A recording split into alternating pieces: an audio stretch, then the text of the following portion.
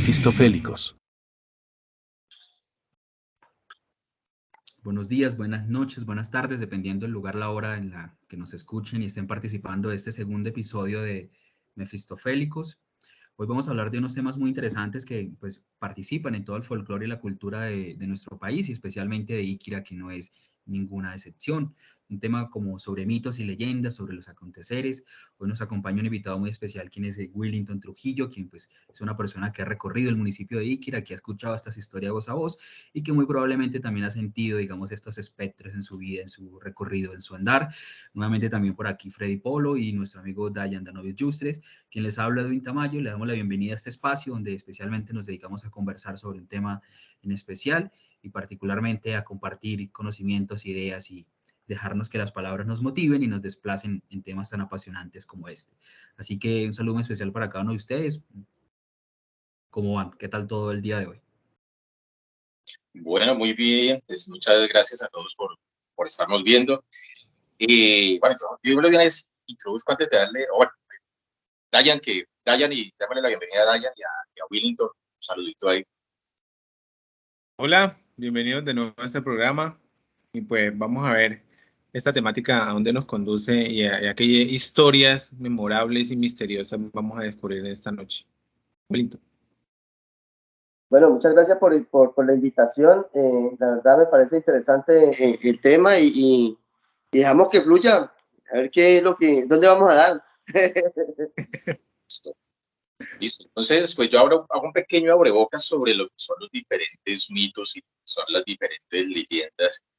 Cuando uno habla de un mito, uno generalmente hace referencia a una serie de seres particulares, seres especiales que son comunes, son frecuentes, no solamente en la región acá, en la región andina, sino que son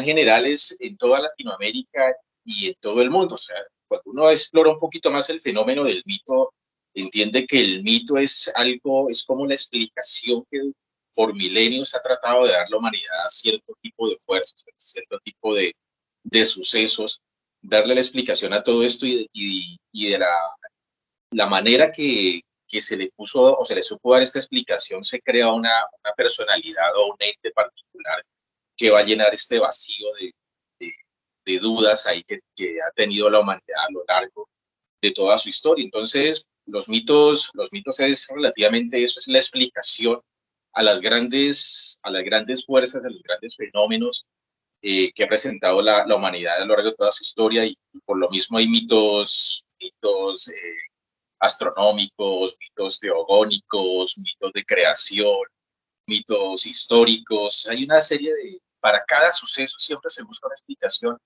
y el mito es la mejor forma de darle sentido a esto. Ya directamente en la parte que nos corresponde a la zona andina, pues digamos que toda esta región del Huila, del Tolima Grande, del área andina, pues tiene sus mitos característicos. Muchos de ellos pues derivan de antiguas divinidades prehispánicas.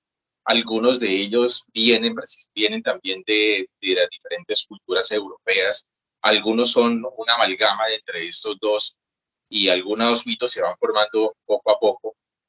Y lo que muchas veces uno cuando habla de mitos considera muchas veces que eso es como el cuento para niños, para asustar a los niños, o el cuento ahí como para hacer algún relleno, como para darle justificación a algo. Pero precisamente para eso tenemos aquí a Willington. Lo curioso de los mitos es que muchas veces efectivamente se expresan como tal en la vida real. O sea, cuando se habla del Moán, ustedes hablan del Moán como el mito, como el cuidador del agua, como el antiguo chamán que iba a proteger sus riquezas de los españoles, y de un momento a otro uno escucha a pescadores que efectivamente han tenido encuentros con el Moán. Cuando se habla del silbador, de la patasola, de la llorona, de la madre monte, de todo eso, ya no solamente son leyendas, son cuestiones que están ahí implícitas en algún libro o en un texto, sino que son vivencias para personas particulares, para gente que uno conoce, y ahí queda queda uno la duda de de qué tan real o qué carajos viene siendo todo eso que muchas veces uno dice que puede ser un mito, quién es verdaderamente el Moan, quién es verdaderamente la Candileja, quién es la Llorona, qué es la Patasola. Es algo muy mágico, es un poquito del realismo mágico que muchos hablan. Entonces, sin más detalles al respecto, pues démosle paso acá. Creo que quien empieza, Dayan, con uno de los mitos de esta región, la región del Tolima Grande, y más específicamente en la región en la que nosotros nos encontramos, que es todo lo que corresponde a los municipios de Iquira, de Tesalia, de Teruel, de Yaguará, que abarca toda esta zona que digamos que conservamos, compartimos una cierta cultura en general. Entonces, Dayan, todo suyo. Mire que lo que dice Freddy, bastante interesante, porque ya pasando a nuestro territorio, a Colombia, y voy a nombrar algunos departamentos y en todos va a estar el Tolima Grande, háblese del Tolima y del departamento del Huila. Los mitos siempre han sido una respuesta emocional a un tipo de conocimiento, precisamente que es un tipo de conocimiento un poquito complicado, pero que a través del mito se entiende. La parte chévere y también no tan chévere de los mitos que nos conciernen a nosotros, sobre todo aquí en Colombia, es que siempre han dado una respuesta a un miedo sobre todo de un caminante. Por eso cuando escuchemos a Willington, yo me imagino que sus historias van a estar ambientadas siempre en algún camino, en alguna zona, ¿cierto? Porque el mito siempre ha sido como esa respuesta a ese miedo que tiene el caminante cuando va, de que le pique algo, de que le silbe algo, de que algo lo jale o de que algo le espante el caballo. Yo aquí tengo algunos mitos muy, muy comunes que hemos escuchado nosotros desde nuestra escuela y yo los voy a nombrar. Y entonces ahí vamos a entablar de pronto a entrar en profundidad con Wellington, a ver si con uno de estos mitos, que son la patasola, la madre monte, la candileja y el pollo malo, con cuál de ellos ha tenido un encuentro cercano por allá.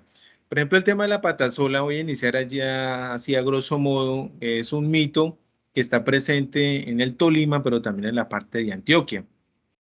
La patasola es uno de los mitos más feroces que hay.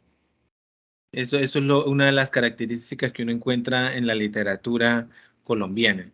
Feroces porque, bueno, es un mito antropomorfo, ¿no? Es la forma de una mujer con una sola pata que se encarga de aterrorizar al caminante a través de ruidos. Incluso también se habla de que la patasola es la encargada de robarse a los niños para chuparles la sangre. Algunas historias lo relatan, por ejemplo, en el Tolima. Encanta a los hombres, los atrae, tiene una figura maligna, arrugada, y entonces ella bueno, los relatos cuentan de que es la encargada de infundir este miedo. Y hay otro mito como el tema de la madremonte, que también es antropomorfo, una forma femenina. Pero entonces es la que ya tenemos una forma de una mujer enmarañada, cubierta de planta, y que a ella se le atribuyen ciertos fenómenos naturales como las tormentas, como las crecientes, ¿sí? Y me imagino que deben existir de pronto otro tipo de episodio. Está el tema de la candileja. Mire que el tema de la candileja yo la escuché por primera vez, no fue ni siquiera en la escuela, sino con el finado Emilio Roa, el esposo de doña Mercedes Roa, allá arriba frente a mi casa. Ese señor nos contaba mucha historia sobre la candileja porque él decía que para él era muy constante ver como unas 3 luces ahí de la Loma de la Cruz para arriba, que incluso se veían desde ahí, desde el pueblo.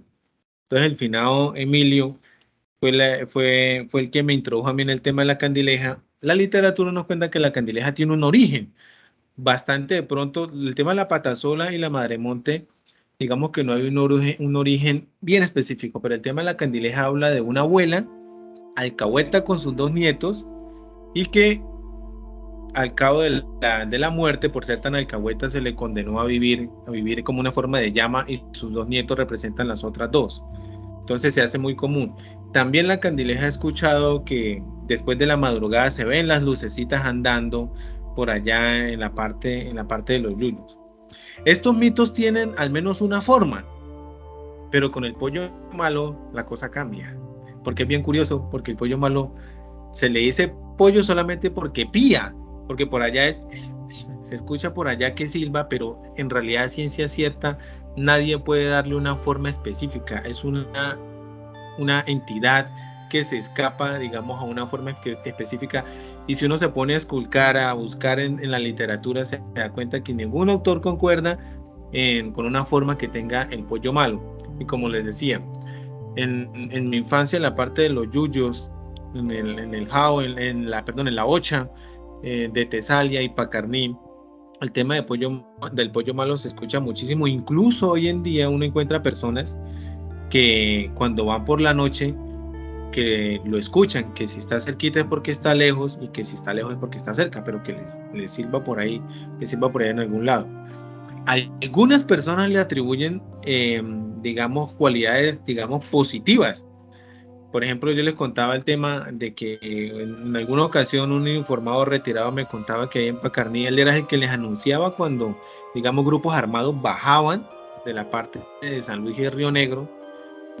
Cuando ellos lo escuchaban, era seguro de que los grupos armados de la isla bajaban de la parte de San Luis y de Río Negro. Otros, en cambio, le atribuyen ya, digamos, características totalmente negativas, porque lo que buscan es despistar de pronto a quien está por ahí, o en algunos casos también es, digamos, meterle miedo a algún niño o a algún muchacho que no le ha hecho caso.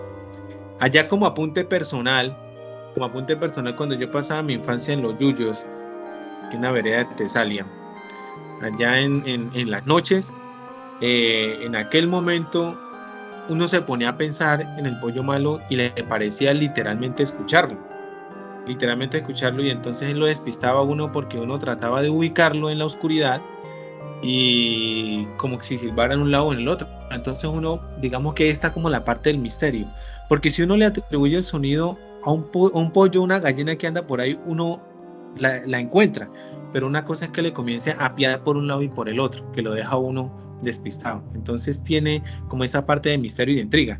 No sé, el compañero Willington acá, con alguno de esos mitos, ¿ha tenido alguna experiencia o tiene alguna historia?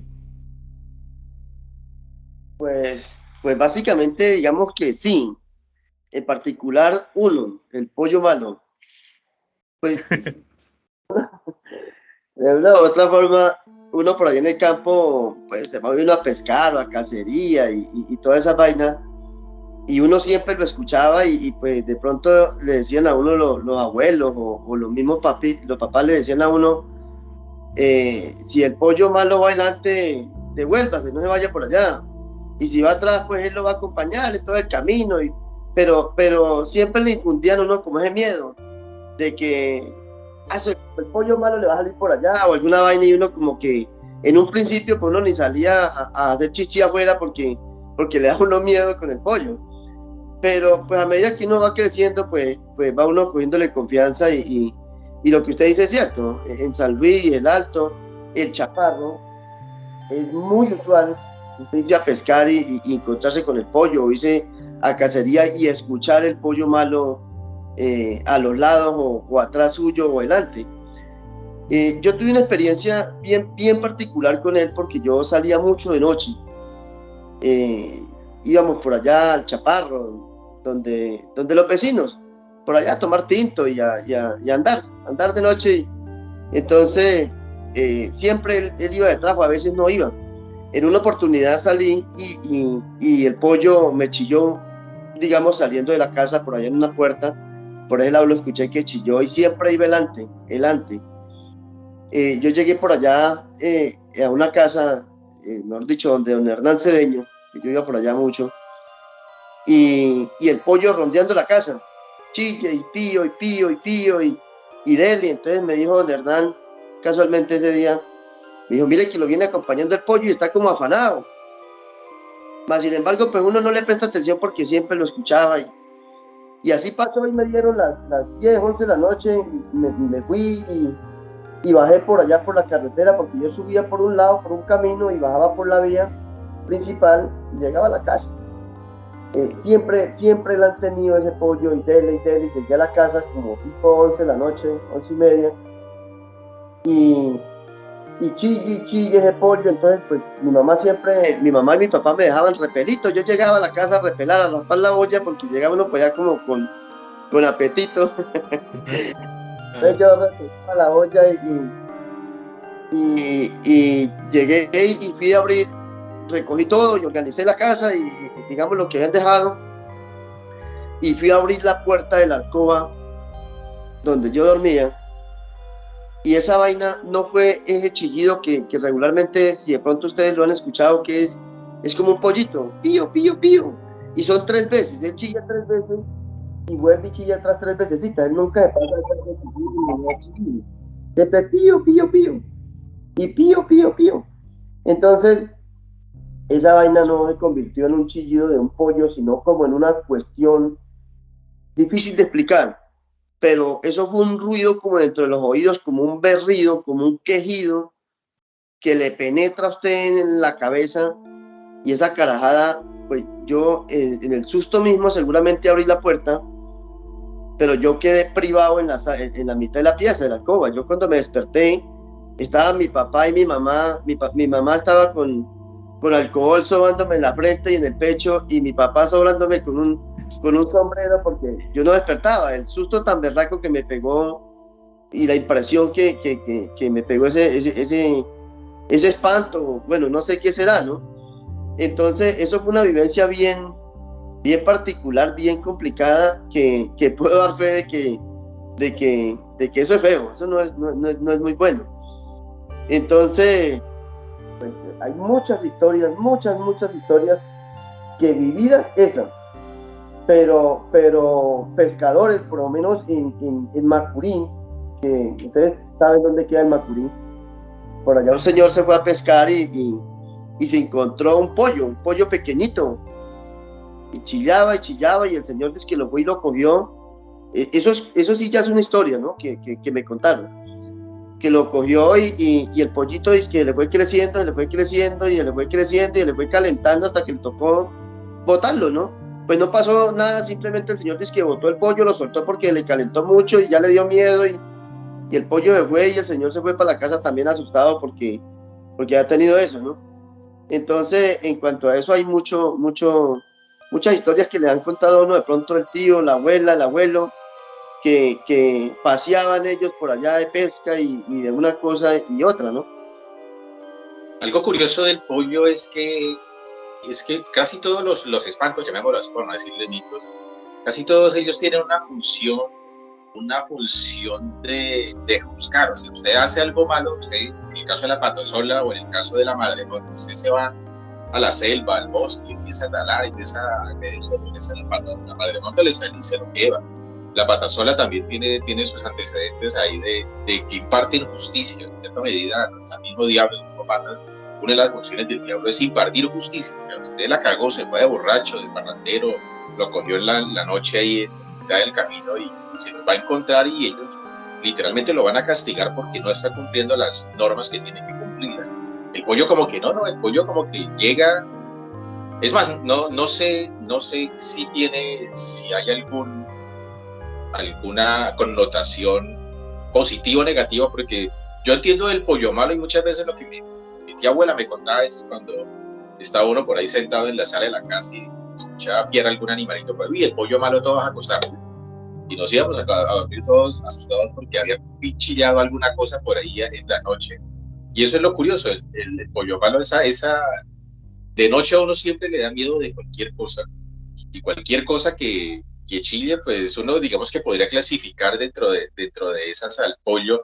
Ya la experiencia que cuenta Willington pues ya es muy particular, porque es algo que está asediando. Se puede decir que asedió, no como cuando uno va caminando y escuchó piar por ahí alguna cosa en la oscuridad y como que bien, no sé, pero algo particular de que veo del pollo malo es que no tiene esa función de castigar, de juzgar, sino que es como si fuera en caso tal de que exista, como si fuera un espíritu de la naturaleza que va por ahí, y de buenas el que se lo encontró, y de buenas el que se lo encontró y el pollo tenía buenas intenciones, pues Lo poco que yo leí del pollo es, no sé, nunca se le ha encontrado una forma, porque esa es una de las características que tiene él, que es invisible, que no se le puede encontrar forma. Pero podríamos decir que es como uno de los muchos engendros que tiene el demonio a su disposición para torturar, para atormentar a la gente. Pero relativamente es un personaje muy, muy inofensivo. Por eso cuando Dayan escogió el tema, yo dije, no, pero ese berraco pájaro, ¿qué particularidad tiene aparte de salir por ahí, enviar de vez en cuando? Pero sí comentaba que tenía su lado bueno al informar a cierto grupo de personas que iba a ocurrir algo malo. Entonces podría ser como una especie de espíritu de esos que van que indican que algo puede ocurrir, ¿no? Algo parecido ocurría con el silbador. Siempre, digamos que en la zona local uno siempre encuentra casi las referencias a o es el pollo malo o es el silbador el que anda por esos lados. Y creo que el silbador tiene un poquito más de esa influencia como profética, ¿no? No me acuerdo cuál es la palabra exacta ahora, pero que está advirtiendo que algo puede pasar. No sé si estoy equivocado. El pollo, hasta ahorita que alguien dice que le informaba a unos policías que posiblemente había una toma guerrillera en esos momentos. Era como el sapo de la policía, podemos decir, el pollo trabajando el pollo chismoso. Sí, oiga, sobre el silbador tiene un carácter premonitorio. Exacto, pero yo tengo dos. Uno es el tunjo de oro, que ese es un poco más común en tanto al territorio, ¿no? El que se presenta en los caminos solitarios, en las quebradas de los ríos, en algunas ruinas tenebrosas, y que de cierta forma es ante todo una criatura humanoide, que quien se lo encuentra pues tiene mucha suerte, porque realmente el tunjo de oro es una cuestión más de suerte. Quien se lo encuentra y hace como su petición, pues tiene aguardado una gran fortuna siempre que se lo haga de la forma correcta, ¿no? Como la ofrenda, todo este tema, y este tema del tunjo de oro pues tiene un poco más de evolución pijao también con la mitología de los ancestros que existían en Colombia, y pues de cierta forma también se ha escuchado en algún momento en Iquira, con la salvedad de que no ha dejado pues mayor ganancia. Y en ese sentido pues el mito se convirtió en una manera de explicar aquello que nos rodea al ser humano, aquellas dudas, aquellas cosas, como una forma de conocimiento previo ante el mundo. El tema del silbador a mí me trae grandes recuerdos, porque sí me lo decía mucho mi abuelo cuando estábamos en la finca, ¿no?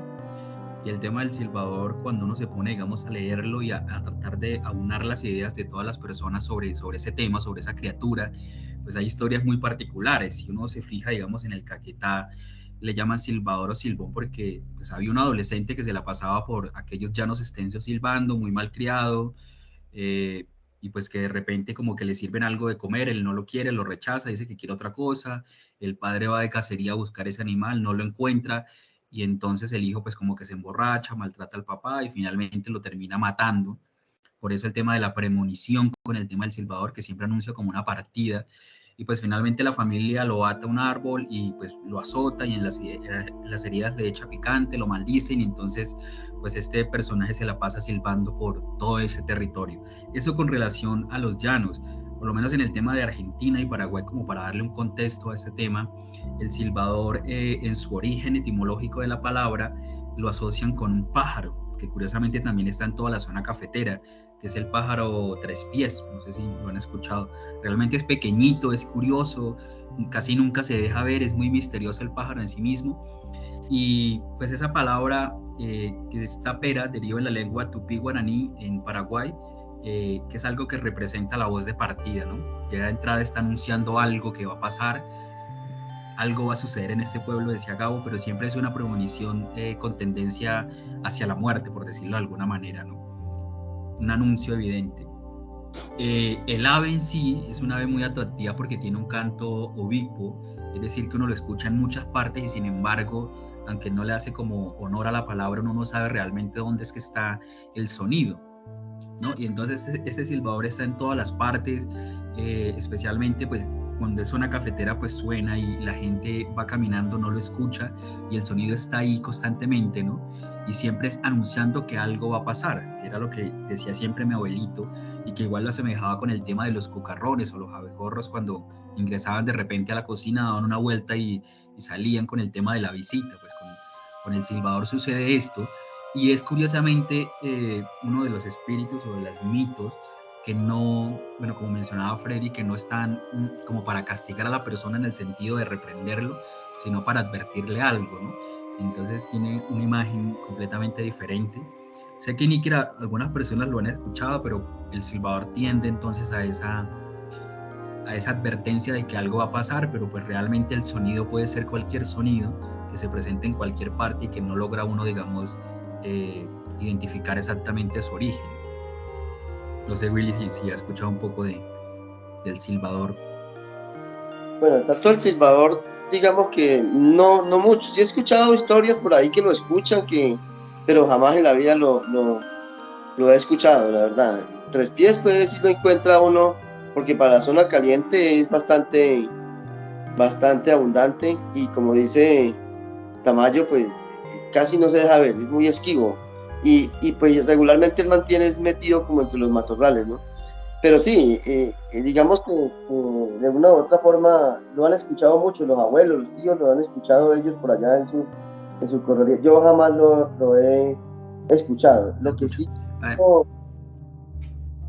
No, que además de todo es una ave invasiva. Creo que en la Argentina también tienen esa leyenda, porque él canta como Crespín, Crespín, Crespín, Crespín.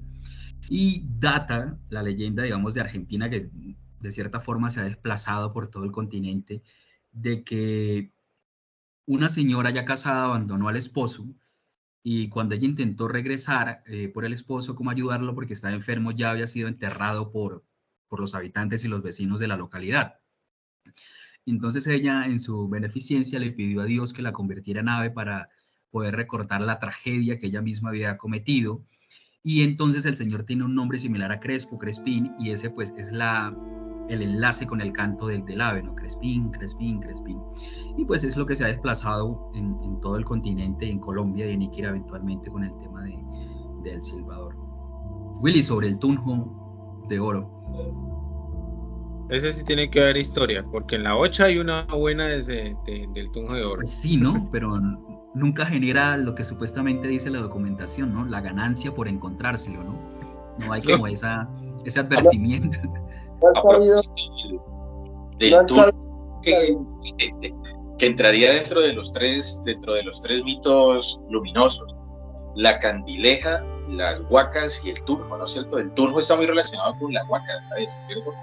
Pues sí, es que incluso hay como un ritual, y ahí es donde hay como una desconexión, porque el mito en su esencia más básica está alejado de toda religiosidad. Es mito para explicar algo que está afuera, no para limitarlo con algo. Porque la costumbre dice que el mito como tal del tunjo de oro, para quien lo encuentra, pues debe cargarlo porque es un humanoide, es una especie de niño, debe untarse el pulgar de saliva para santiguarlo en nombre del Padre, el Hijo y el Espíritu Santo. Y luego de eso, pues sí viene una cuestión de ofrenda, que es como alimentarlo con unas semillas especiales. Y luego de que se cumple, digamos, todo ese protocolo, pues está la ganancia de que el humanoide se convierte como si en piezas de oro, ¿no? Pero ahí ya hay bueno, se ha tergiversado la historia, porque si viene de los pijaos, hay un tema de ancestralidad, hay un tema de huacas, hay un tema de oro, pero ya cuando cae el tema de santiguarlo con la cristiandad, pues sí es algo como que no, como que se usó más para un castigo, para un ordenamiento, una estructura moral que se desvió con el tiempo.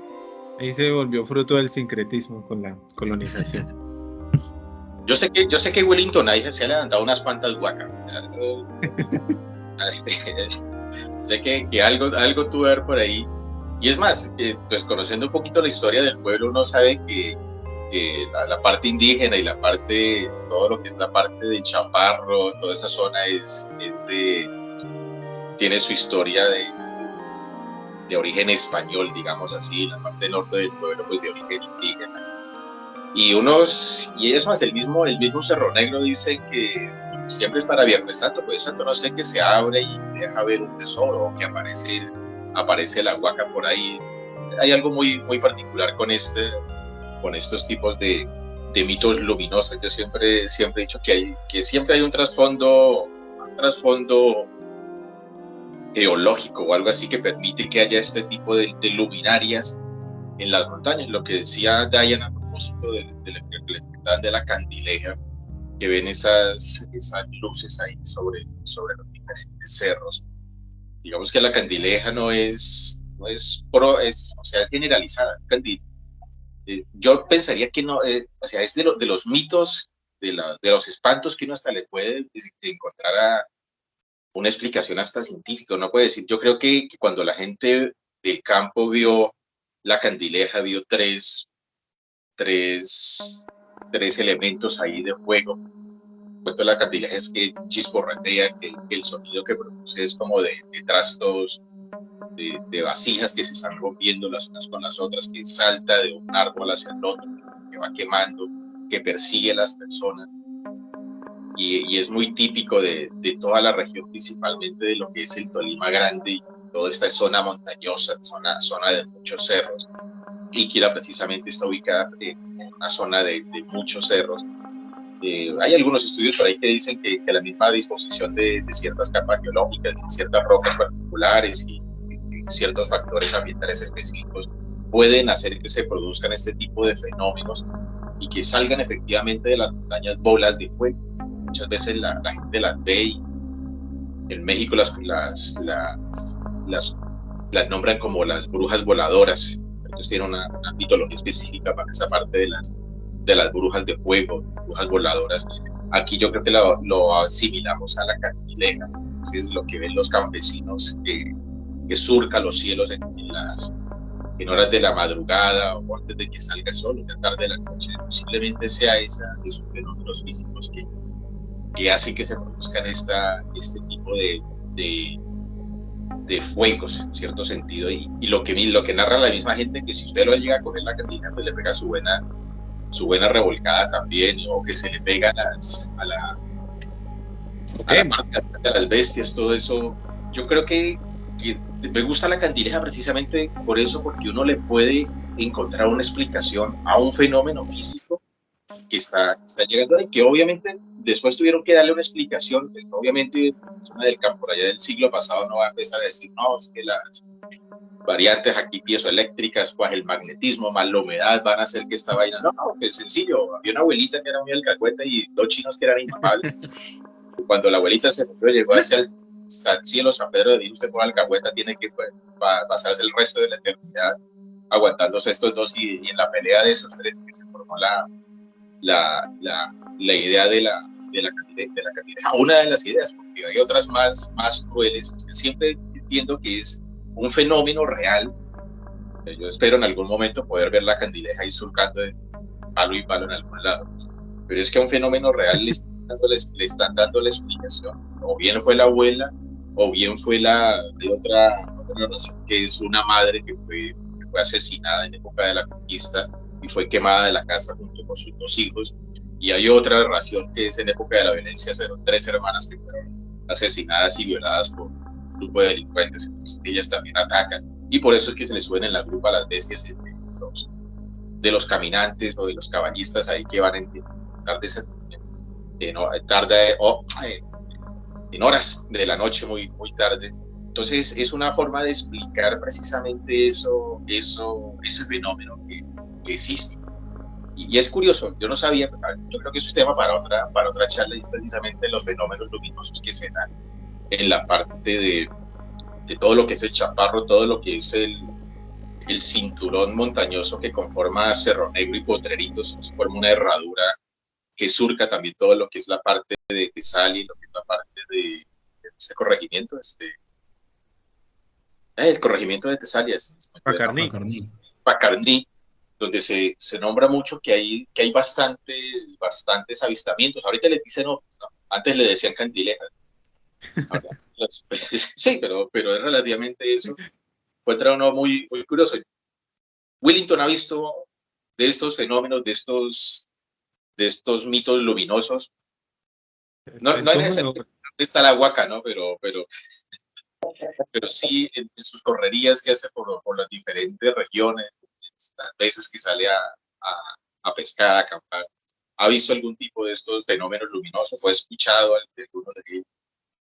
Pues el tema de las huacas, sí, eso sí, en varias oportunidades lo mira uno y pues básicamente siempre es de noche, cuando uno sale a caminar o que de pronto viene de algún lado uno y mira que está alumbrando algo por allá, pues uno hay veces no le presta ni atención, porque cuando usted va de camino, pues simplemente va viajando y quizás muchas veces lo confunde usted con una casa o una linterna o que de pronto, y nunca le presta una atención, pero cuando uno se fija en el tema, muchas veces sí hemos visto que han alumbrado sitios que sale una llama del suelo y si hay árboles cerca, pues los ilumina, ¿no?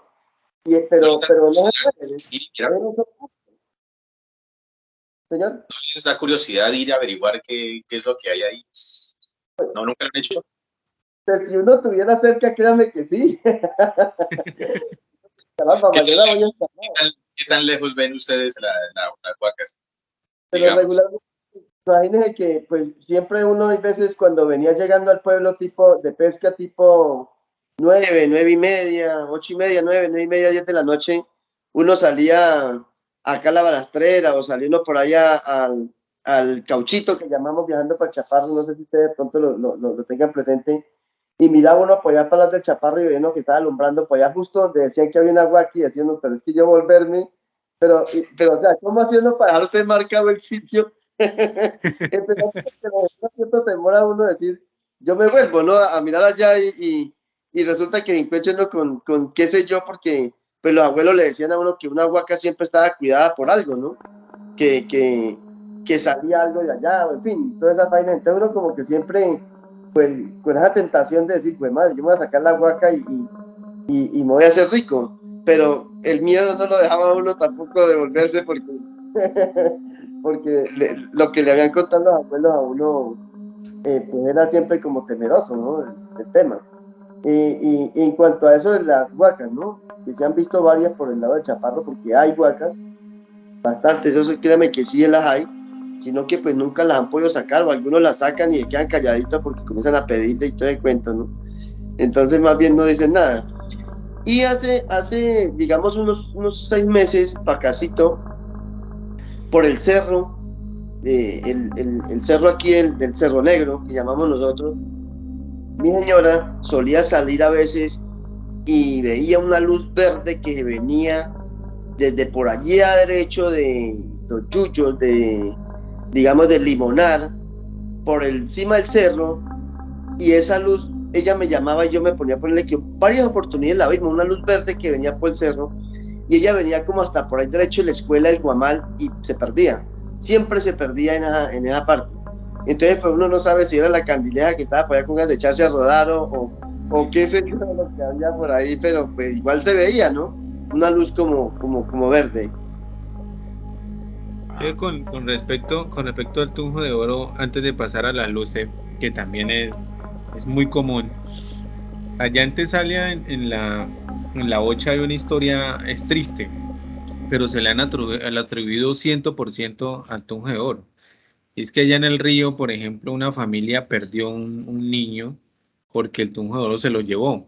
Y digamos, la parte, no sé, angustiosa y curiosa es que varias personas de la familia vieron al niño literalmente jugando con el tunjo de oro, con otro niño igual a él, desnudo y bañado en oro, porque literalmente así lo describieron.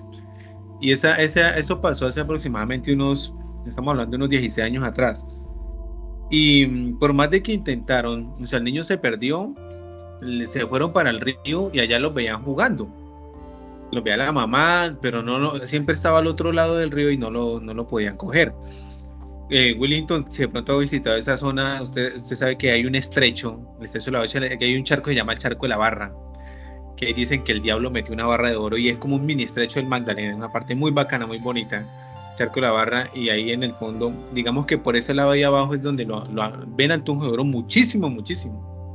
Entonces por esa zona es donde ese niño se perdió, y literalmente se perdió porque por más de que le llevaron rejos, agua bendita, el niño se desapareció, y hoy en día esa familia carga pues con ese drama de que ese niño no está, y fueron muchísimas personas y dicen, ¿no? Las personas que vieron, digamos, al tunjo de oro jugando con él y que se lo llevó por el agua abajo y no se supo nada más.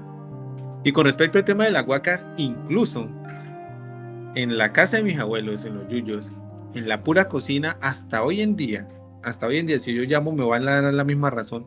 Allá abajo de esa cocina vieja, que por eso es que no se puede saber que allá hay una luz, y ahí pues por ejemplo mi bisabuelo, finado Nicasio, cuando empezó a construir la casa, él encontró muchas ollitas con ciertos objetos de características indígenas, ollitas con hueso, pero también ollitas con ciertos tipos de metales.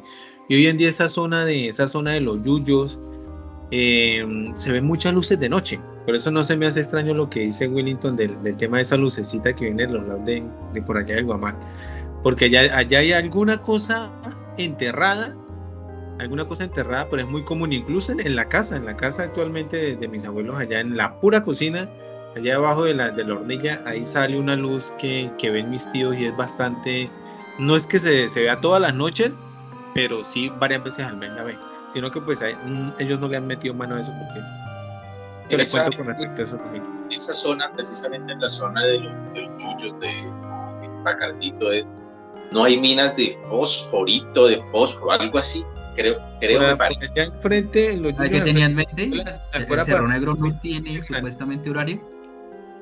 ¿Cómo? Porque el Cerro Negro no tiene esa zona supuestamente uranio, porque el uranio sí se representa de cierta forma en la radioactividad con verde pálido. Siempre creí que eso es un mito. Yo creo que sí, un mito, ¿no? Pues siempre ha existido el mito de...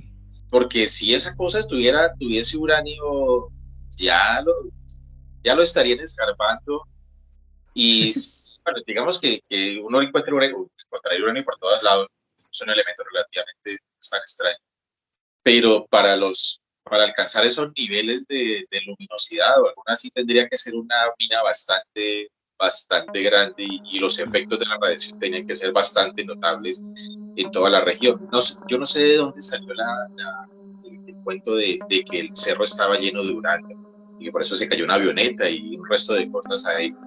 Pero yo sí he escuchado de que toda esa zona de Bacardí, esa zona de los Yuyos, de la vereda del Guamal y Cachingo, de toda esa zona, tiene minas. Hay unas minas, bueno, aparte de las minas de oro, hay minas de ciertos minerales, no sé si fósforo, fosforita o alguna cosa de esas particulares. Creo que hay minas, y puede ser esa la explicación de muchos de esos fenómenos, creo. Ahí en los Yuyos de la escuela para arriba hay una mina abandonada que yo visité, me le metí a ese túnel, y son de unos japoneses que llegaron y sin razón alguna se retiraron de ese proyecto. Algunos le atribuyen algún fenómeno, digamos, paranormal con que ellos se encontraron allá en esa mina, con respecto a de que existe algún mineral. Pero sí, claro, allá hay varias. Yo lo que le digo, allá en los Yuyos hay una abandonada hace unos 20 años, y lo curioso es que llegaron y se fueron, pero muy raro porque, o sea, ahí todavía está el material, o sea, como si hubieran salido despavoridos porque algo hubieran visto, y allá dejaron todo ese hueco abierto. Una pregunta para Willington, que es un amante de la pesca, un tipo que tiene una relación muy íntima con los ríos, con el río Callejón, que no sé de dónde viene ni para dónde va, pero siempre está muy interesado en esa región. ¿Qué cosas raras ha visto usted por esas zonas? Que le gusta la pesca de noche. ¿Ha visto alguna particularidad cuando ha salido a pescar? ¿Le han enredado el chile por ahí o qué? Miren que realmente no. Tuve que hasta hoy incluso, digo yo, pues machi, que esa vaina sería cierta o no sería cierta, sería imaginación mía o no. Pero sí tuve un susto de pesca, pero hace muchos años. Estaba yo seguramente por ahí con unos 14 años quizás. Y ustedes recuerdan el charco de Rubiela, que fue muy sonado aquí, que el río corría por el lado de acá, ahorita corres por el otro lado. Y era un charco donde todo el mundo tenía que ver, porque allá eran los paseos de olla y muy conocido, ¿no? Y yo vivía ahí abajito. Entonces yo cogía y cruzaba el potrero y me iba al río y subía pescando hasta el charco de Rubiela para arribita, y me venía para la casa otra vez, ¿no? Muchas veces pescaba hasta donde los señores perdomos, que ellos en esa época, pues como no había agua, todo el mundo era al río a lavar la ropa porque no había acueductos. Entonces, hasta por allá subía yo. En una oportunidad, corrí el susto, pero a la final del cabo voy y digo, bueno, ¿por qué yo salí corriendo? Fue como la impresión y lo que le infunden a uno, o los cuentos que le escucha uno a los tíos, vuelvo y repito, o abuelos o los papás. Entonces decían que que es que usted coge el resabio y dice, pues allá y pues allá se va a salir encontrando el diablo. O lo va a salir por allá, la clueca le va a salir pegando por ahí unas patadas en los pies. En fin. Y un día... ¿El pollo malo? El pollo malo. Esta es una historia, Freddy. Es una historia familiar. Ahorita se la cuento. Y resulta que ese día llegué al charco y yo seguí pescando de para arriba y como no está largo, en la parte de arriba pues yo miraba, uno siempre va mirando con el reflejo de la luna o de la noche que no está tan oscura y yo no veía nada. Ya cuando llegué donde había una piedra grandota, como a unos 15 metros de la piedra tiré el chile y levanté la cabeza y miré para arriba, había un señor allá encima de esa piedra. Yo no sé si era una sombra porque, como le digo, me dio mucho susto. Yo vi eso y a mí me dio mucho susto. Yo cogí jale el chile porque un señor grandote allá con un sombrero, yo le salían como chispas de la boca, como si estuviera fumando un tabaco. A mí me dio impresión, me dio susto, me acordé de mi abuelita, de mi tío, de mi papá que me contaban del diablo. Yo dije, pues eso es el diablo. Y yo salí por el potrero, por la playa, y salí al potrero y llegué a la casa, pero supremamente asustado que hasta sin el chile llegué. Yo el chile yo llegué sin el chile de la casa. Pero pues, como le digo, puede que de pronto sea la imaginación de uno, que vi una sombra o cualquier vaina. No puedo dar fe de que sí había una persona ahí en ningún momento. Pero son anécdotas que lo dejan marcado a uno y que jamás se le van a olvidar a uno porque a los 3 días tenía yo las piernas moradas pues, de las piedras, seguro, de los golpes que me por ahí por esa playa. Mire que ahorita que usted dice que lo arrulló el pollo, resulta que mi tío Gonzalo, me imagino que ustedes lo distinguieron, y a Gerardo Hurtado, ellos les gustaba mucho Juntos Finados. Ellos, ninguno puede dar fe de eso. Ellos les gustaba mucho ir al corunteadero, a coger coruntas en tiempo cuando ya crecía el río y los zanjones iban a pescar las coruntas. Y entonces se fueron por allá y el pollo, regularmente, si ustedes hablan con esas personas que les gustaban ir a pescar así de noche, a coruntear, eso no fallaba el pollo. Usted siempre escuchaba el pollo, siempre lo escuchaba. Y mi tío se puso a remedarlo. El pollo le chillaba y él lo arremedaba. El pollo le chillaba y él lo arremedaba. Entonces, don Gerardo Hurtado le decía, Gonzalo, no arremede el pollo porque lo va a aruñar. Y entonces él siguió con eso y se fueron era como la 1, 2 de la mañana, me contaba mi tío Gonzalo y Gerardo, y se fueron para allá donde Gerardo. Él no se vino para la casa a quedarse, sino que fue para donde Gerardo Hurtado a quedarse allá. Y el pollo dio vueltas hasta que quedaron dormidos. Ya a la madrugada, como 3, 4 de la mañana, me contaba mi tío que despertó y sintió como y ardía, pero que como una vaina, y entonces se tocó la pierna y tenía 3 rayonazos sangrados, y él decía que el pollo lo había aruñado. Entonces, o sea, son cosas que, pues como le digo, uno no da fe, pero mi tío la contó, Gerardo la contaba, y seguramente pues le pegó 3 aruñetazos, y él tenía marcados los aruñetazos en una pierna él decía que era el pollo el que lo había aruñado. Pegó su susto. Pegó su susto, sí. Ahí hay una gruta saliendo para la vereda de Chaparro, que es una gruta abandonada. Es una imagen muy, muy bonita porque es un pueblo de espíritu religioso y no es frecuente ver este tipo de estructuras abandonadas.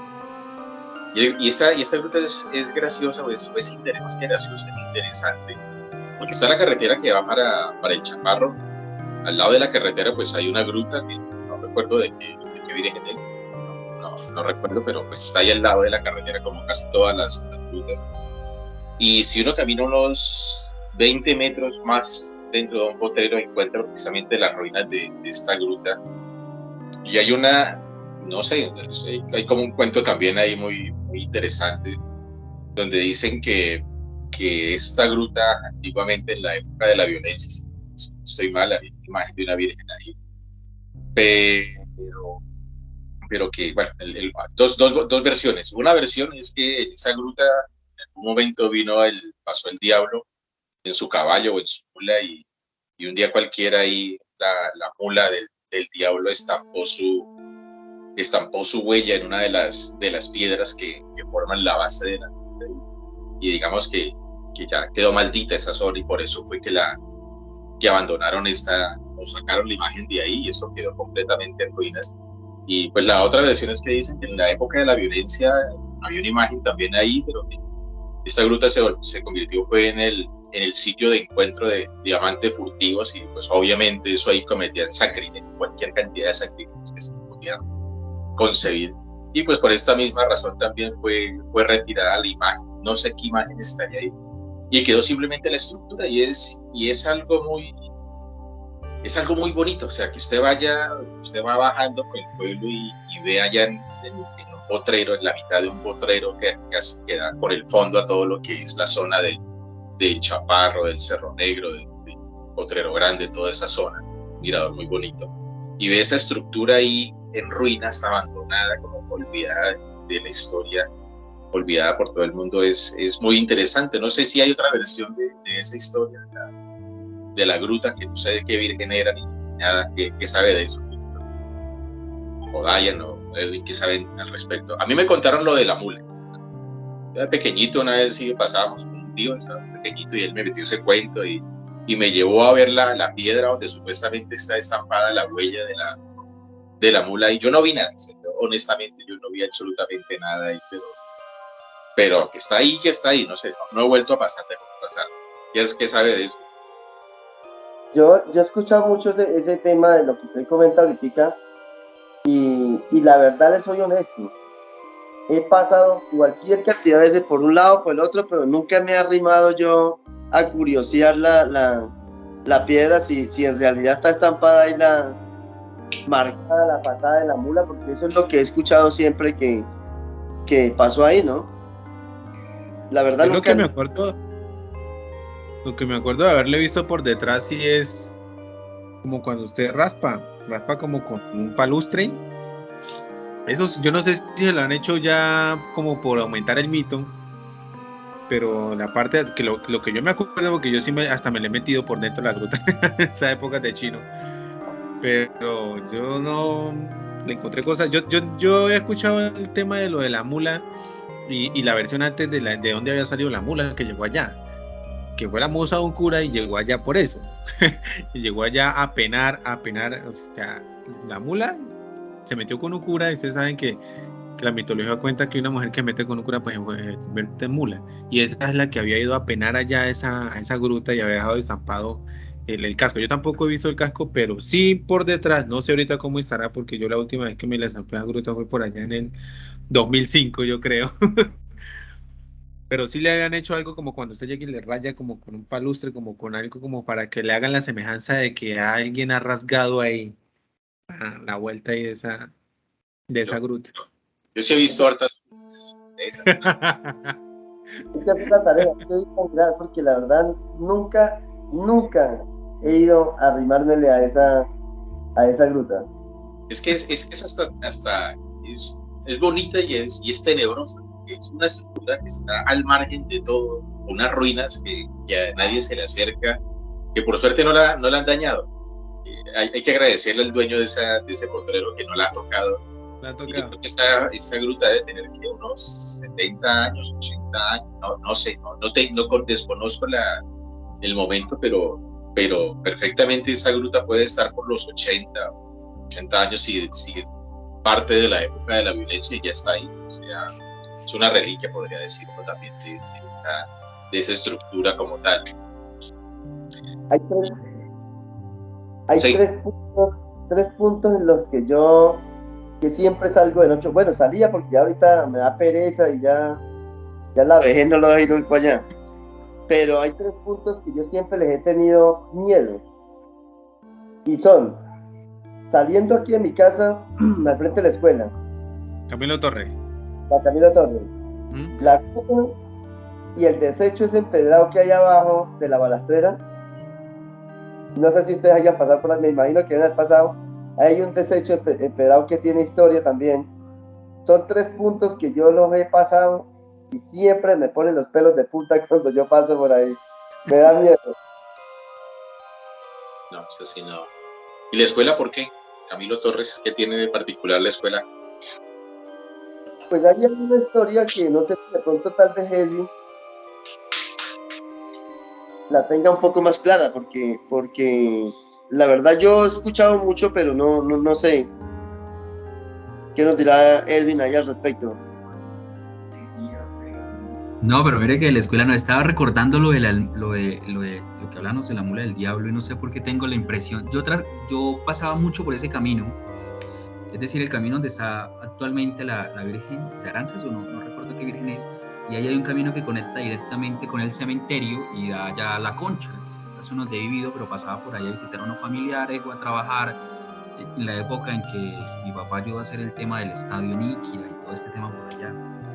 Tengo la impresión de que yo sí he visto esa marca de la mula ahí en el cemento, pero no tengo como la plena seguridad y tengo como la curiosidad de volver.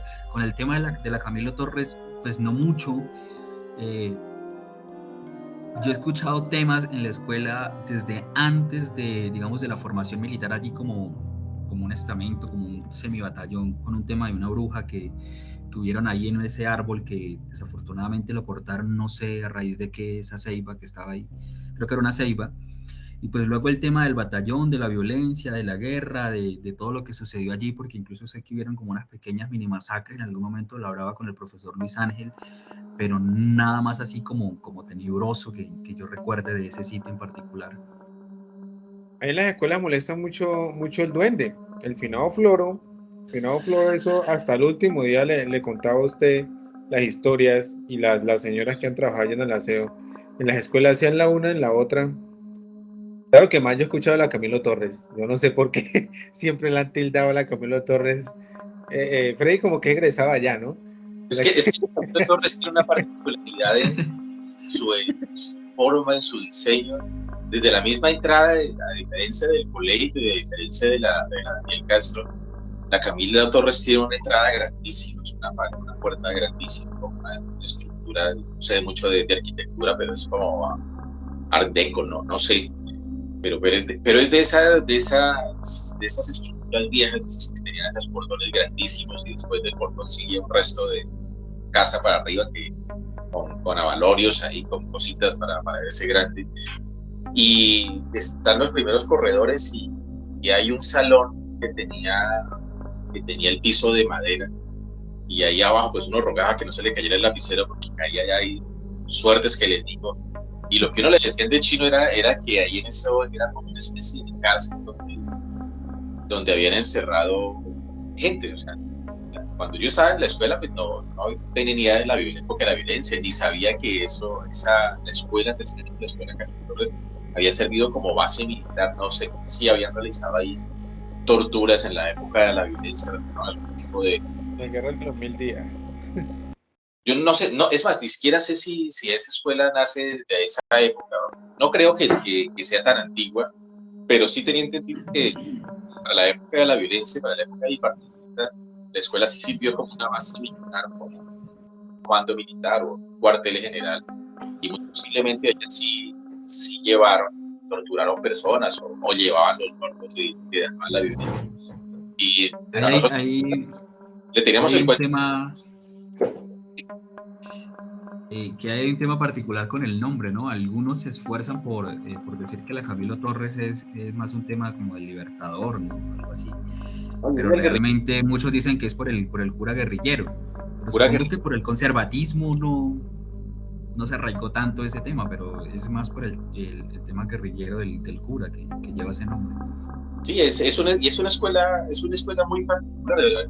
No me da que en cuenta, pero es una escuela muy particular. Primero por la historia, porque hay sangre, hay muertos, hay, no sé, torturas. Algo pasó en esa escuela para que dejara esa huella. Es una construcción antigua, es una construcción vieja. La ceiba, yo me acuerdo que existía un árbol como de almendros particular ahí abajito de esos salones, no sé si eso es una ceiba. Sé que botaban unos coquitos esos coquitos eran laxantes, porque una vez a la profesora la pusimos a pelar coquitos y todos comieron. Y el medio salón de chino se intoxicó por comer tanto, la profesora. No sé qué árbol era, me acuerdo que era un árbol que tenía el tronco lleno de espinas.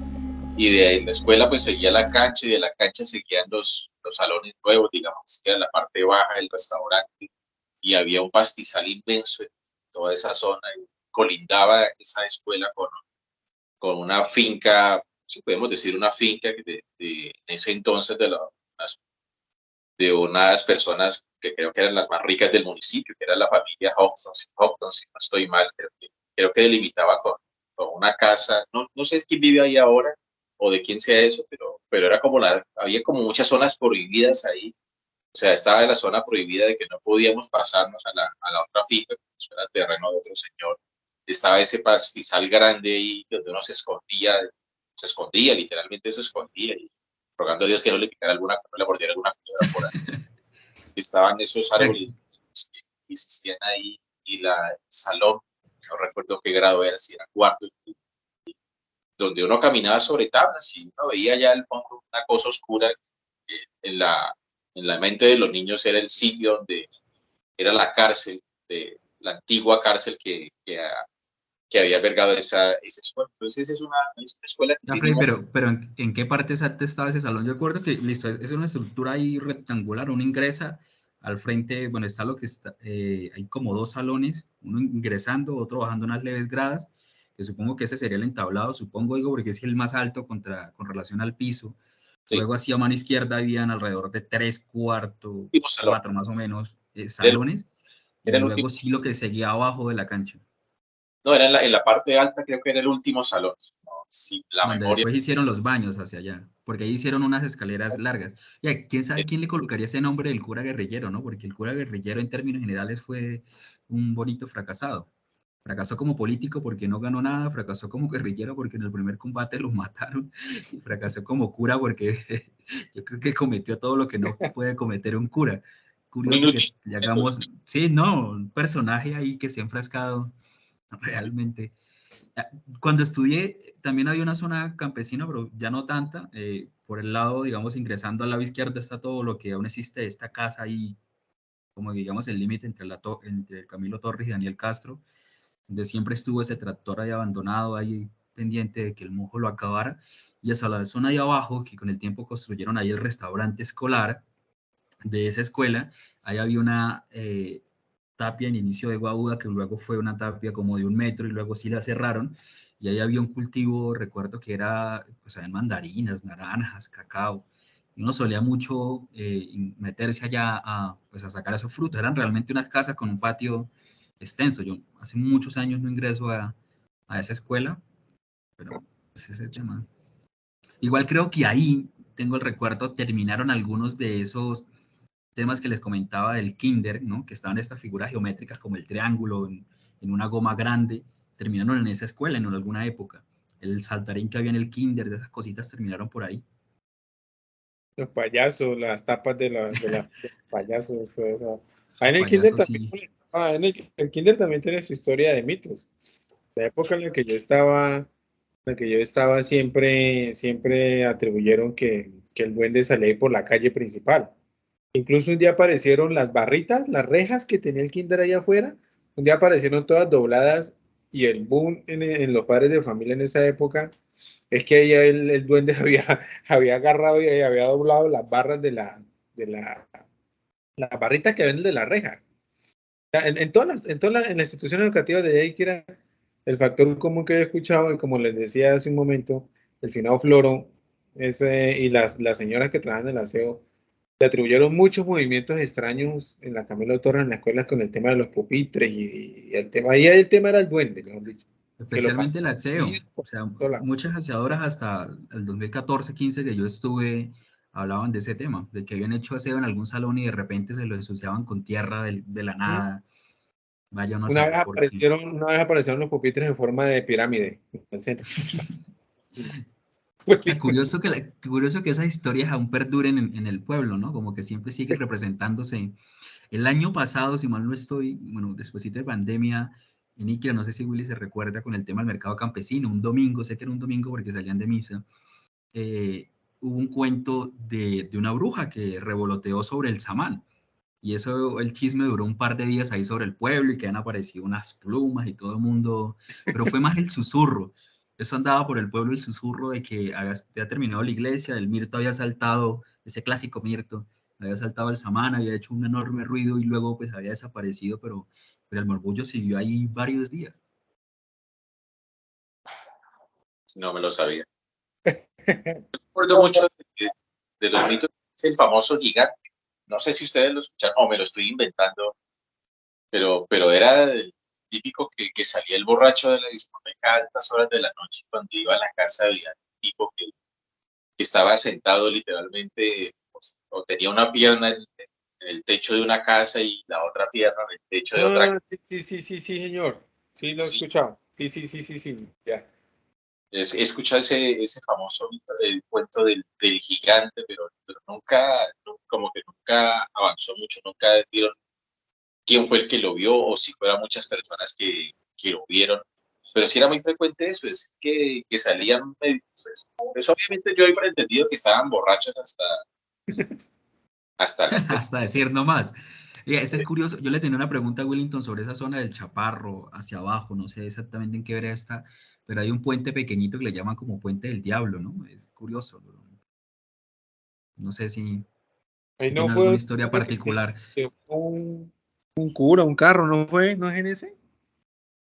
No sé, No, igual yo pasaba por ahí con el tema de la recolección de leche y siempre hablaban del puente, pero tampoco nunca le sentí nada misterioso, ni la forma, ni la estructura. Es pequeño incluso, pero no. pero el Puente del Diablo sí, yo lo he visitado, incluso yo por ahí hice una publicación en alguna oportunidad. Ese no es para allá, ese es para el lado de Yaguará, ahí en el Alto del Aguacate. Hay un zanjón donde hay una roca que es como un puente, tal cual haga de cuenta usted ver un puente, por ahí de unos 10 metros de largo, y por encima está el camino normal o sea, pues el otro día cuando nosotros fuimos, usted pasaba por un camino normal, ¿no? Pero ya despuésito hicieron un cultivo al lado de abajo y por ahí hicieron el camino, le pegaron la raspadita, lo organizaron y por ahí pasaban los carros. Pero es un puente, haga de cuenta usted, normal, un puente sino que es en pura roca, es natural. Le dicen el puente del diablo. Ah, ya. Cuentos raros, ¿sí ve? Como el uranio, como la guaúda que le ingresan allá en la laguna y aparece en el atrio de la iglesia, o al revés. Las lagunas que secaron, ¿no? Allá en la finca de Trujillo, que eran 3 lagunas, aún existe hoy una, ¿no? De esas 3 lagunas que habían, hoy existe una laguna. Ahí hay un instante también. A mí siempre me dio miedo esa zona de todas las del pueblo porque nosotros íbamos con papá a sacar leña de ese hueco. Yo siempre le he tenido respeto porque primero la laguna esa cuando la intenté nadar siempre fue fea porque era chuquio y no dejaba de ser algo honda en alguna parte. La otra, por temporadas de lluvia, sí salía como a flote, que es la que está más cerca, digamos, a la casa del profesor José Elías ahora, está más próxima. Y había una tercera que siempre me la decía papá, que era donde había una zona de árboles, pero muy delgaditos, musgo, un par de lechos. Y esa zona pues era mucho más pantanosa y el terreno ese en especial es feo. Y también en algún momento me llevaron como sobre Semana Santa, ¿no? Creo que jueves, viernes, porque pues también le tenían el cuento de la huaca a esa zona y siempre iban y escuchaban sonidos raros. El caso fue que esa noche escucharon, pero antes de todo eso yo me volé porque pues la sensación de que algo va a suceder nunca me mantiene tranquilo, prefiero no experimentarlo. Se quedaron mis papás y ellos sí contaron, y han escuchado caballos que iban a la carrera y sonidos y el viento pues moviendo los árboles de ese hueco. En especial es un hueco, es una falla geológica fea la que hay ahí de todas maneras. Pero yo tenía entendido que también eran 3 lagunas, una sí existe todavía, hace unos 2 años bajé que se la pasan patos silvestres muy tranquilos. La otra que le comento a Willy, que esa sí era un poquito más pequeña, pero en tiempos de invierno se veía. Y la tercera pues era realmente un bosque, es lo que yo recuerdo. O sea, primero el bosque, luego había una más pequeñita que esa sí se secó y ahora sí la última que era la grande. Que esa, aún hoy día usted sale ahí al bordo y mira para allá y usted ve el vestigio de la laguna, donde era, y se ve la zona como fangosa, aún hoy todavía, y yo creería que a esa laguna, yo no creo que le entren animales, ¿no? En la parte del centro, porque uno siempre la ve como que hay vegetación ahí y no hay trillo de que los animales entren al centro de donde estaba ese lugar.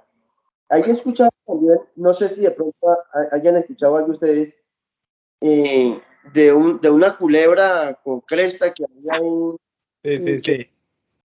que, que movía y que eso se comía, si se le arrimaban animales allá, se los comía.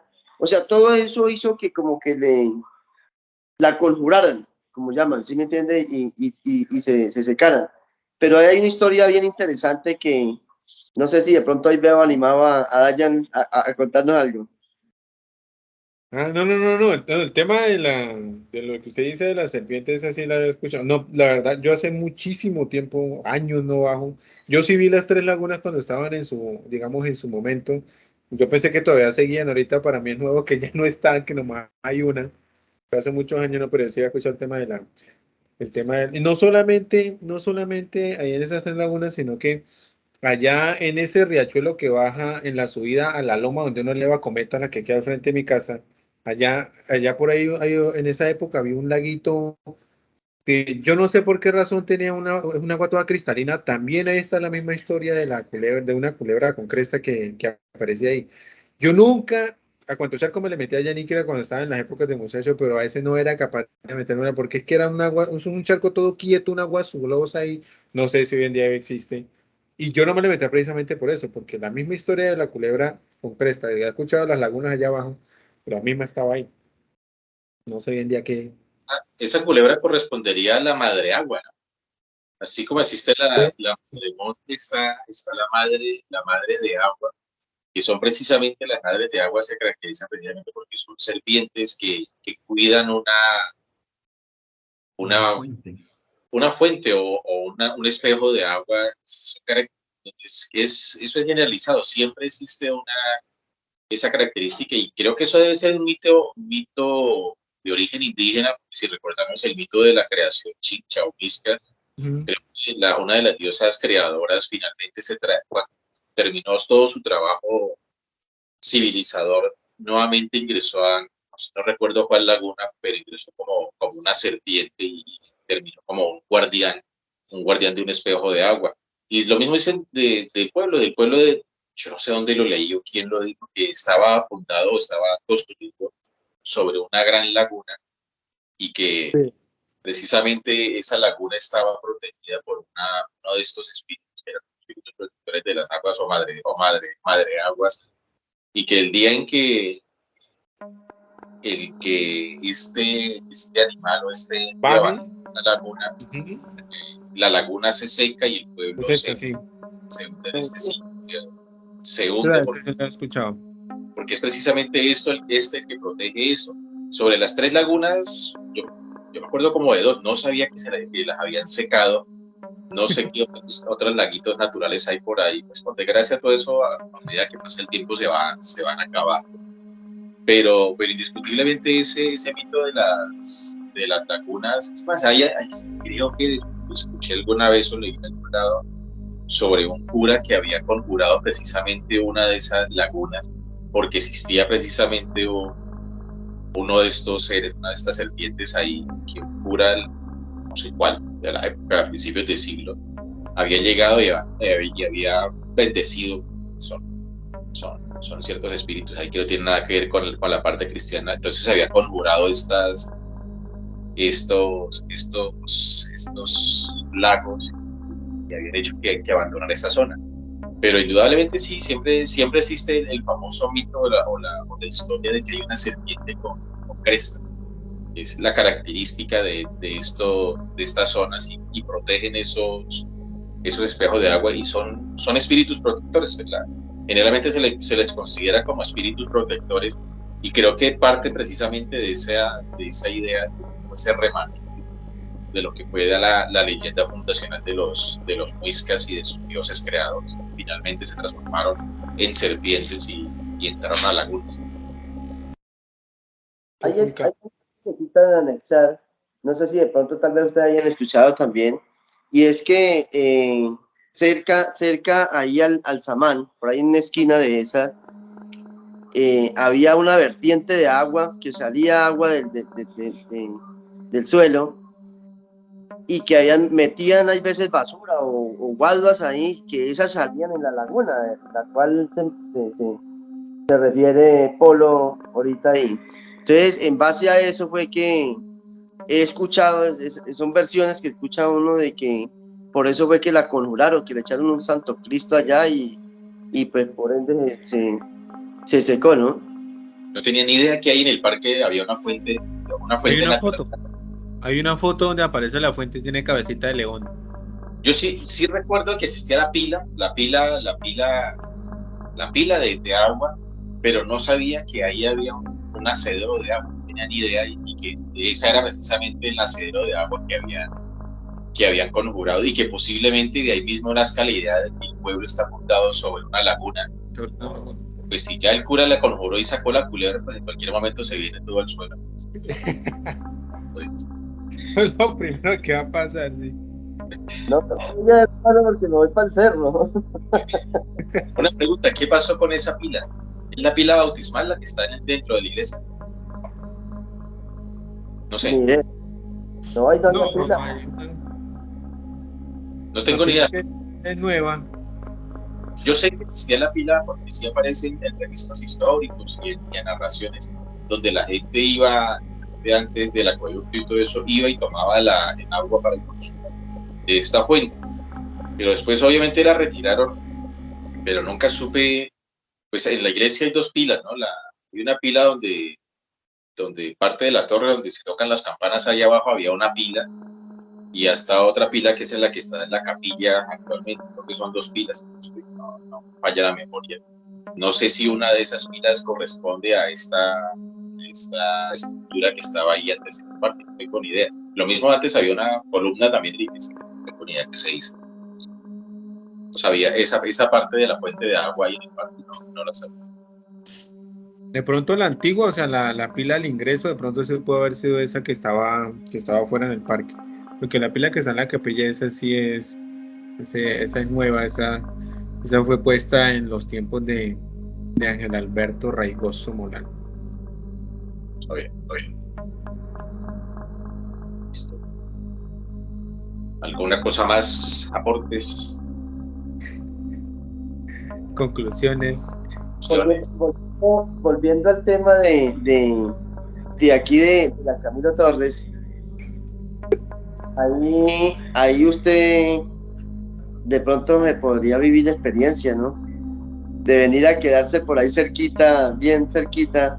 Ahí otro día usted escuchaba llorar a un niño, escuchaba sonar los pupitres, lo que comentaban ustedes es cierto, eso sí lo he escuchado yo. Los pupitres suenan, pero cuando uno madruga a irse, o madrugaba, porque ahorita no madrugo mucho, madrugaba uno a irse para el campo, por allá para el trabajo, uno pasaba ahí, puchica, haciendo fuerza que no llorara ese chino. Lloraba un niño ahí dentro de la escuela. Y lo que usted decía, Polo, el salón ese que hay, porque bueno, aún hoy no sé, pero yo recuerdo que ahí era donde usaban los mapas, usaban un mapamundis. Dentro de ese salón es entrando a mano izquierda al fondo, el último que queda allá, y y la verdad uno hay veces entraba ya a ese salón y le daba uno como miedito porque sí, pues había un entablado, pero eso tenía unas rajitas para allá y uno como que se asomaba de curioso, esa vaina para allá es oscurísimo, y con esos cuentos que le echaban a uno, pues uno siempre le daba como vaina de quedarse solo ahí en el salón. Yo jamás me quedé solo en el salón, yo salía en filita con los demás. No, curiosamente, todo el tiempo que estuve en la escuela, yo nunca escuché algo sobre eso. Hasta ahora me vengo a enterar de muchas cosas. Primero, que había servido de batallón militar y todo eso, de cuartel, no tenía ni idea hasta hace pocos años. Y hasta hoy, ahorita me vengo a enterar que ahí en esa escuela espantaba, no tenía ni la más remota idea que... Yo la pasé muy bien en la escuela. Incluso creo que hubieron ejecuciones ahí en esa escuela, y justamente ahí en ese salón hubieron ejecuciones en ese tiempo que pues sirvió de cuartel militar. Sí, es lo que se narra de esa época, que sirvió para eso, y tal vez pues sí, suponiendo que eso se hace, que eso exista, todo eso, pues sería la explicación de por qué ocurren tantas cosas ahí, y de todos los niños que reprobaron en la escuela, y también sus almas están penando porque no pasan. Allá abajo en el empedrado que les digo yo, yo no sé si ustedes, como les decía anteriormente, lo conozcan o recuerden de él, que había un desecho que incluso por ahí había una parte de arriba hacían ladrillos, y usted cruzaba por salir derecho, por no dar la vuelta, usted se mandaba ahí derecho, y ahí en ese empedrado también espantaban. Ahí eso decían que veían un chivo ahí en la piedra, y yo nunca lo llegué a ver, la verdad.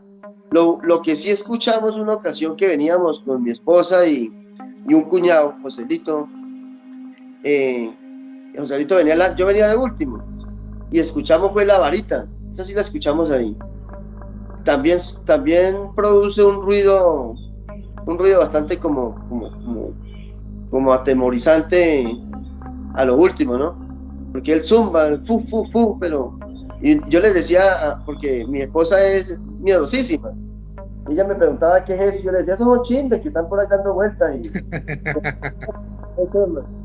cuando ya salimos encima, que zumbó feo, zumbó duro, entonces ya ahí sí nos quedamos, ya no le dije más que eran chimbes, sino que calladitos en la boca seguimos, y cuando ya veníamos saliendo a la carretera otra vez fue que Joselito, el cuñado, fue que volvió a hablar y preguntó, bueno, ¿y ahí qué pasó?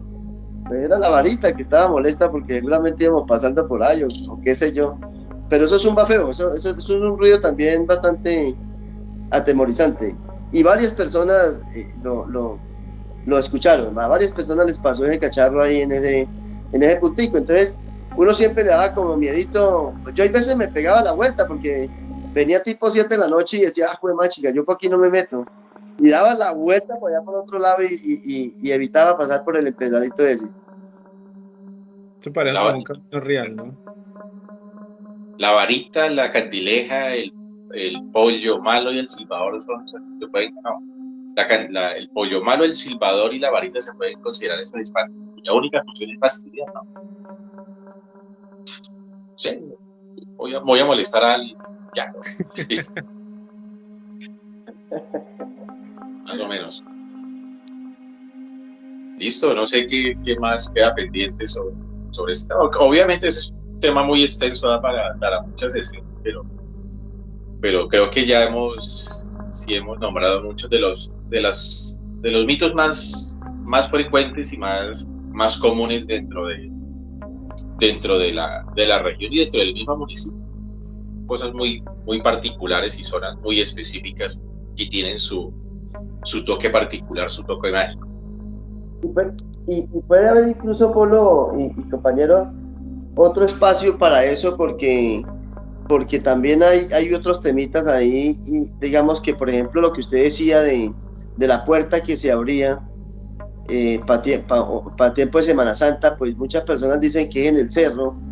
Yo tengo conocimiento que no es en el cerro, sino que es en Cerrito Rico, que es el puro filo del Alto de la Ocha.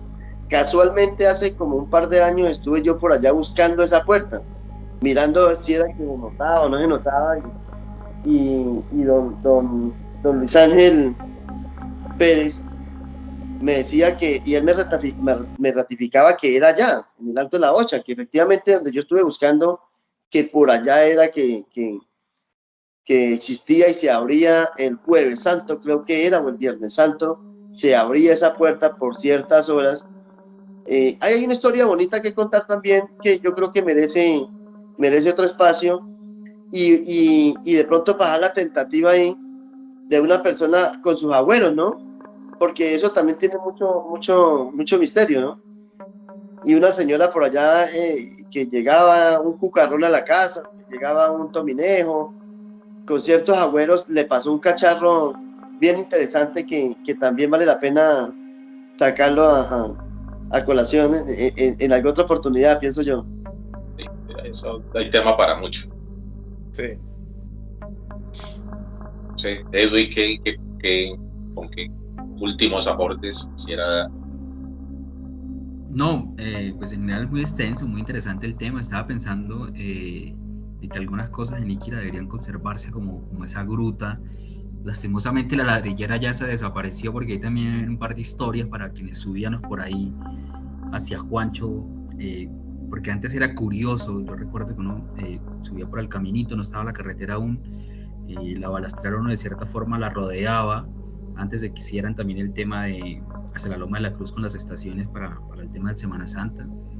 Uno la rodeaba y esa zona siempre también tenía sus cuentos raros, que uno daba rápido la vuelta, se trepaba a la peña y ya siga corriendo. Pero no, muy interesante, como dice Willington, hay muchas cosas por discutir en ese tema de las puertas. También les escuché de pequeño, igual esa zona del Alto, toda esa zona por ahí tiene el misterio de que si la gente hace como mucho ruido, como que el clima cambia drásticamente, ¿no? Sube o baja la temperatura, la niebla, y entonces se vuelve una zona ahí un poco tenebrosa, misteriosa, por decirlo así. Y nada, pues hay mucho hilo por cortar, por tejer, es un tema bastante. Pues se dejaron los duendes y las brujas por fuera porque en general pues son muy comunes y siempre se presentan como de la misma manera. Se abordaron los personajes más importantes y curiosos. Incluso por ahí faltó el martillador, pero no le di mucha importancia porque sigue siendo un molesto espíritu que martilla en las casas, especialmente como una señal de fastidio, pero no genera ninguna otra repercusión. Se da ya por ahí. No, yo creo que ya hemos sembrado la semilla para un próximo episodio que se pueda abordar un poco más sobre el tema. Lo que propone Willington es bastante interesante, el tema de los abuelos. Entonces, creo que podemos concluir. Sí, creo que Willington se desconectó, se le acabó la batería. Lo llevó a la candeleja. Yo sé.